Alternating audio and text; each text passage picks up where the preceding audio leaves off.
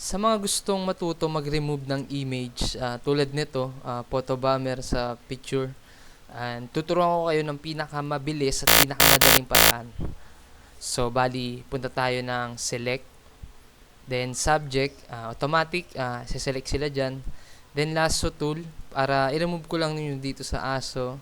And yung shadow ng babae, kailangan ko isama para malinis yung pagkagawa natin.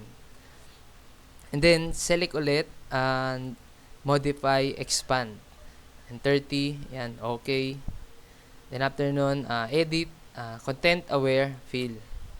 Yun, so dito, bali, okay lang natin. Then, charan, yan na. Gawin lang kadali. Mabilis lang. So, bali dito sa part na to, kung gusto nyo linisin, kayo nang bahala para mas mapaganda nyo pa yung gawa nyo.